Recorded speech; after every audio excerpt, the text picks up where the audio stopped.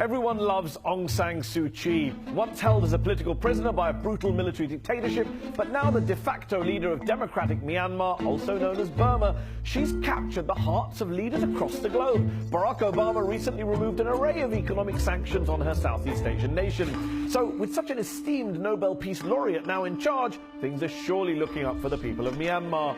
Well, not all of them. Certainly not the Rohingya Muslims who live in that country, victims of ethnic cleansing and maybe even genocide. Yes, for years the Rohingya of Myanmar have lived basically as an underclass, most of them stateless. They've been terrorized by groups of violent Buddhists who wrongly labeled them illegal Bengali immigrants, and more than 120,000 of them have been forced into camps. The government doesn't even recognize the name Rohingya. But you know who else doesn't recognize the Rohingya? That's right, Aung San Suu Kyi. Not only was she accused of cowardice for refusing to call them by their name and criticized by the Dalai Lama, among others, but she since demanded that the US government not use the name Rohingya either.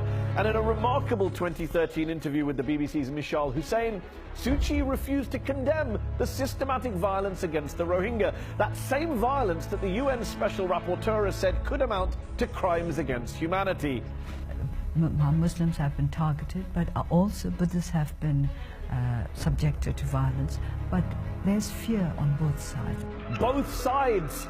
Last time I checked, it wasn't Burmese Buddhists who were being confined to camps where they were slowly succumbing to starvation, despair and disease. And it wasn't Buddhists who were raped by soldiers at gunpoint during the violence that flared in Rakhine this October.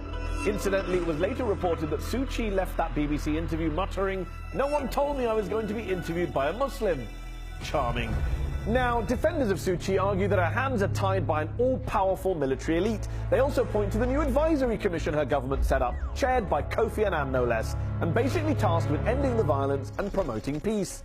But here's the thing, some local politicians are already refusing to cooperate with it.